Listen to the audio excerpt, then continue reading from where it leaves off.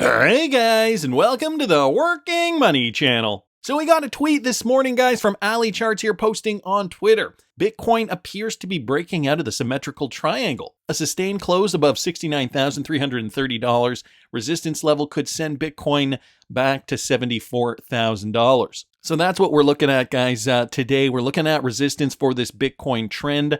And, we're seeing this ascending triangular pattern now being broken. I mean, it's still, as far as I'm concerned, it's still a little too early to judge.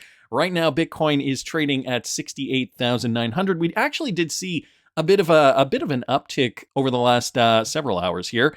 Let me just zoom in here. Bitcoin on the hourly, guys. Throughout the evening hours, we did see Bitcoin go from 67,007 or 67,008 to roughly 69,003 at the height a few hours ago as of the time of this recording. And right now we're actually seeing Bitcoin come retracing back down to 68,900. So that is the current price. However, the minutia, we tend to get caught up in this, right? Again, I want to reiterate, guys, unless you're day trading, the minutia really doesn't matter. It's the big swings, right? It's the larger trends that we got to be paying attention to. And I know it moves at a snail's pace when you're looking at it day to day, or at least it feels like it moves at a snail's pace. But these are the trends. I mean, if we're looking for those long-term gains, if we're looking to cash out at the top of the market, well, that is what we should be focused on. And if you guys are interested in what I'm trading, you can follow me at patreon.com/workingmoneychannel. I've opened up my portfolio. To all of my Patreon subscribers, you can see exactly how much of these altcoins I've purchased, the quantity, the amount of money I've actually put in too. I put in $15,000 total. That's 15,000 USD. But for the details and my thoughts on this trading journey, you can follow me again, patreon.com/workingmoneychannel. It is only $5 a month. I've kept it affordable because I know it's tough out there. We all want to make money together, and I didn't see the need to gouge anybody. So it's there if you guys want it. Guys, this is what Bitcoin's doing right now. I mean, on the chart, greed really hasn't even moved too much. Yesterday it was sitting at 60, and today, again, it is sitting at 60. Market cap is, that's up a little bit, $2.57 trillion. It's up just over 2%. We've got the 24-hour volume. That is up significantly, 53%, just over 53% in the last 24 hours. And Bitcoin dominance has gone up, so that money that has entered the market looks as though the lion's share has gone into Bitcoin. Bitcoin is up 2.08%, and when we compare that to the rest of the crypto space, altcoins are straggling along. I mean, obviously, some are doing better than others. Some are actually in the red. Others are performing quite well, like CAS, up 8.17%. But by and large, a lot of these altcoins really have not caught fire yet. This is kind of what we're looking at, right? How well are these altcoins going to do in this bull run? Which altcoin is going to do best? I mean, this is part of why I decided to do the Patreon. Of course, we want to pick the most lucrative altcoins. And there's so many factors involved, of course. Crypto visibility, that's obviously one thing. What is in the top 50, let's say, for altcoins. But, sometimes these coins will come out of nowhere and we'll find some heavy hitters, some 100Xers by accident. CryptoCon here posting this, more eyes on the MVRV. Okay, then almost any other Bitcoin indicator this cycle top, making it important to look at it nuancedly. Is that a word? Maybe I'll look that up later. This is a logarithmic MVRV, which has identified cycle tops and bottoms accurately by using the converging channel shown. So guys, check this out, okay? So he denotes cycle bottom in green. It's actually quite a well laid out chart here. Cycle bottom is in green. Then the first cycle top, which we don't really talk about too much, that is where we are today, okay? Just kind of retracing against all-time high from back in February of 21, or I guess you could say November of 2021. Last cycle was a little different because we had that double top pattern before the trend came back down. But March 2024, that is when we saw the first cycle top. In former bull runs, it was January 2021 and June 2017, respectively. So that would be the blue line. And then finally, the technical top, the technical cycle top. That is the holy grail, the ultimate point in time when we will be cashing out of our cryptocurrency. Here he's saying that indicator, again, a very strange looking Bitcoin chart last time around. Because it was a double top pattern, but that was in February 2021. In the cycle before that, we saw that in December 2017.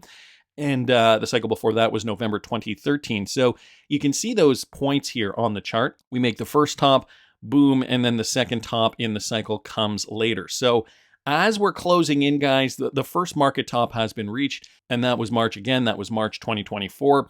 And now we just have to wait basically for that euphoria stage to get to the technical top of the cycle. So data position-wise, he does say we may be more progressed in the cycle than it would appear on the surface. Price reached the same levels seen at first tops in each cycle in March 2024. Thankfully, there is still good room for growth to the cycle top mark. So, again, this cycle has been spurred on by institutional investors too now, looking at Bitcoin and, all those ETF products now, the potential to make some really big gains in this market. So I'm curious to see how high the price goes. But, it feels like we're getting something more similar to what we saw in these days, but I think it's going to be supercharged. And I really do think that because of, the fundamentals now involved within cryptocurrency, I mean, the regulatory adoption is taking a long time in the US, but by and large, at least institutional investors can get in on the ground level to something like Bitcoin and potentially Ethereum in the coming months. So that is really going to supercharge the market, guys. Marty Party also noticing this. Okay, we're leaving the 100-day consolidation we see every cycle. The previous cycle highs become the new cycle lows. So check this out. In 2017, previous cycle highs became new cycle lows. We retraced after that point, and then we just popped off. This is the euphoria phase. So we always see this, right? When we hit that top, we always see this where we retrace down, we dip down, and then we come back up to this point here. And at this point here, we're now up, guys. We're now up very, very close to that retracement level. In 2021, we saw the same thing. It took a little bit longer. And in 2024, guys, here we are. We are already through the brunt of it. This was the $56,000 level. Now we've come back up, but we have to retrace up to that all-time high, which would be 73 and change, roughly. But we're very, very close to getting there. And, after that point, guys, that is the euphoria phase. So get ready to rumble. $73,700. Bitcoin price is not cooling down. We're getting excitement and a renewed interest in cryptocurrency. So I wanted to thank Marty Party there. I wanted to thank CryptoCon and, of course, Ali Charts there for posting that. Now, Michael Branch also bringing this to our attention since the securities watchdog approval of Ethereum spot ETFs on May the 23rd, 2024, approximately 777,000 Ethereum valued at around $3 billion has left crypto exchanges. So that's an interesting metric, I gotta say, and I have a feeling I know why that is. In just over a week since the United States approval, we did see a substantial outflow of Ethereum from crypto exchanges, as it happened since the securities watchdog approval of the Ethereum spot ETF on May the 23rd, 2024. Approximately 777,000 ETH, valued at about $3 billion, left crypto exchanges. You guys can see that down here on the chart, another chart courtesy of Ali Charts. The blue represents the exchange balance of Ethereum, and the black actually just represents the price. So the price kind of doesn't really matter. What we have been seeing, though, was since this time we're seeing Ethereum, especially right in and around here, just kind of drop off a cliff. Okay, indeed, the Glassnode chart shared by the analyst showcases the massive changes in the total balance of Ethereum on all crypto exchanges, which has witnessed a significant drop in the days following the approval to the areas of around 12.5 million Ethereum, coinciding with price increase. So these institutions, guys, have to buy up Ethereum if they want to back their Ethereum ETFs. And so if that Ethereum is actually leaving exchanges, it's probably going into a custody solution, like whatever they use, standard custody or Medico or whatever it ends up being. At press time, the second largest asset in the crypto sector by market capitalization was trading at a price of $3,800 roughly, suggesting an increase of 0.75% in the last 24 hours, declining 2.43% across the previous 7 days, while advancing 22.94% on the monthly chart. So just giving us some pricing statistics here. Eric Balchunas also commenting on this.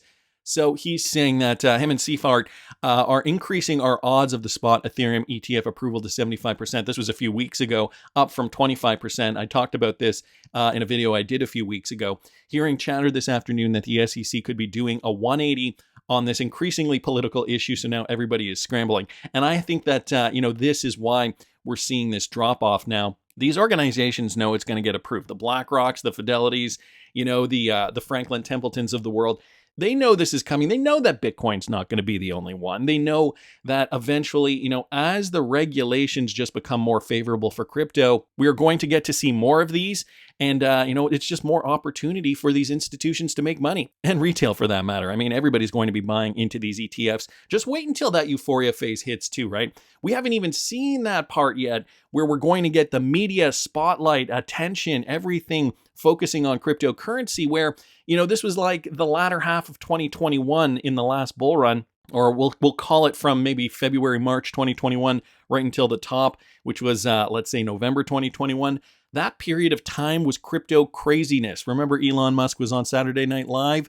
Remember Doge to the moon? All that stuff, guys, got cryptocurrency mania going. So this is just, kind of the setup right now. This is how I'm looking at it, at least. So wanted to thank Michael for posting that. Anders here bringing up another point of interest. This is some very interesting and critical information. Retweeting out Eleanor Turret's tweet. I guess first I should talk a little bit about Eleanor's tweet here. The American Bankers Association, which helped write what the crypto industry says is Elizabeth Warren's anti-crypto bill, Digital Asset Anti-Money Laundering Act, wrote a letter asking POTUS to sign the 109 bill, the SAB 121 repeal, into law hours before he vetoed it. Interesting move from the Bankers Association, which some see as a Warren ally, in her anti-crypto crusade. So Anders here noticing this, okay, Wall Street would want to ban crypto, but if they can't ban crypto, they're quick to implement it. So they're kind of playing both sides of this, guys. There's already this notion that banks obviously never really wanted to adopt a new financial system. They were very, very happy with the friction that occurred in the former system because they can make money off that. But they realize, okay, we don't control everything. So, if this new financial system comes to pass, we will only have as much say as we have. So this explains a lot. Gary Gensler is the right arm to try to shut down the industry, but he's doing a horrible job at it. Also explains why they would work with firms in the crypto industry, okay, in case they're unsuccessful to shut it down so they'll be able to implement the technology in a reasonable time span in order to not become obsolete. Also explains why they would work with firms in the crypto industry. In case they're unsuccessful to shut it down, they will still be able to implement the technology in a reasonable time span in order to not become obsolete. So same goes for the patents, etc. So as long as the SEC continues to lose in courts and perhaps legislation is passed in the US even, Wall Street should ultimately cave in.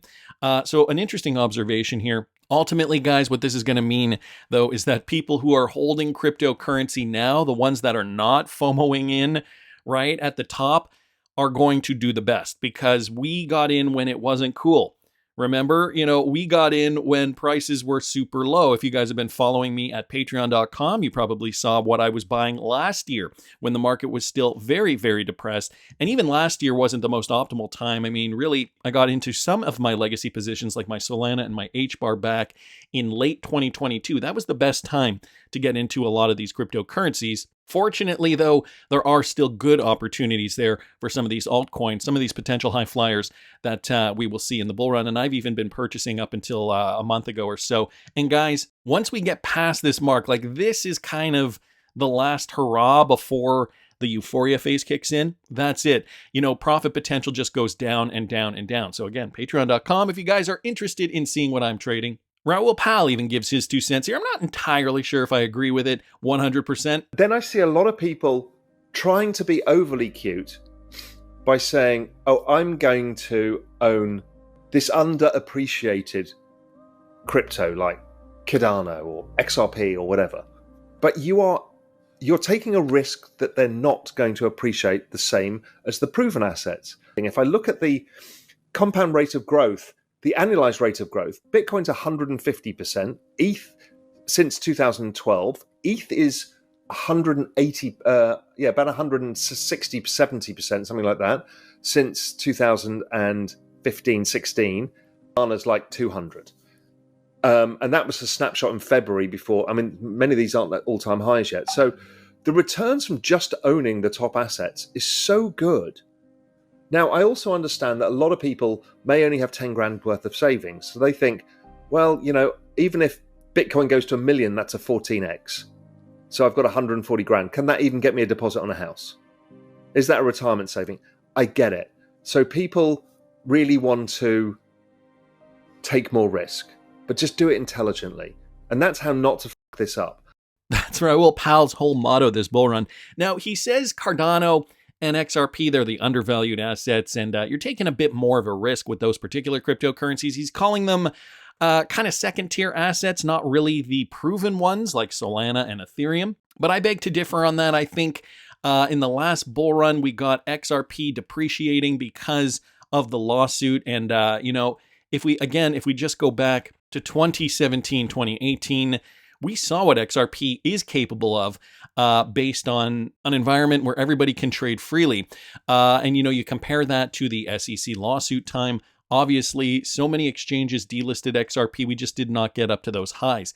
I guess I should also point out, because I don't know when you guys entered the crypto space, at this point in time, when XRP did get up to $3 and change, you have to remember this was still a very, very new time in crypto, especially for XRP. Me personally, when I first bought my first bag of XRP in and around late 2017, which was in and around, I want to say it wasn't there. It was in and around, I think it was at this point in here. Actually, it was December. Yeah, December 2017. I was jumping on the FOMO train. I had no idea what the heck I was doing. And the other thing was, it was very difficult to find XRP because not a lot of exchanges had even listed it. I had to figure out that I had to go to Binance to buy XRP, and that was one of the only exchanges that had XRP available to me in 2017. Then all these exchanges started listing XRP, then the lawsuit hit, and then all those same exchanges started delisting XRP. So you got to remember, this was also at a time when there was not a lot of exchanges and not a lot of exposure. The XRP community has grown by leaps and bounds. Ripple has made tons of headway since 2017 too. Then, of course, we got nailed by the lawsuit. So, you take all the experience, but you remove the exchanges and you only get to $2. But now, guys, we have the perfect storm. We have the experience, we have the traction, we have the partnerships, we have the community, and now we have the exchanges. So 51 cents for an XRP, I think going to get blown out of the water this time around. As Raul Pal, though, does say, his theory is look at the cryptocurrencies that are really going to run. So the Solanas and the Ethereums, but we just might not see those same types of gains from Solana and Ethereum. And so we're banking on something bigger. We're hoping for at least a 10x, if not more. So what is the probability of this? Another one here from Michael Branch, guys. Bitcoin Trader says XRP to $10 is inevitable. Now, I want to go over some of this, and I want to just kind of look at these predictions just in a bit more detail here. Prominent Bitcoin trader Emily asserts that $10, a $10 value for XRP is inevitable, alongside Bitcoin reaching $100,000. Now, for first and foremost, I do think $100,000 is very, very doable for Bitcoin. I think it'll definitely, without even blinking, I can say Bitcoin will reach 100,000. I mean, it's almost at 75,000 right now. I could definitely see Bitcoin hitting $100,000 this bull run, and probably way before the top of the cycle. Emily disclosed this sentiment in a recent post on the X platform, where she shared price targets for some of the leading altcoins, including Ethereum, Solana, and BNB coin.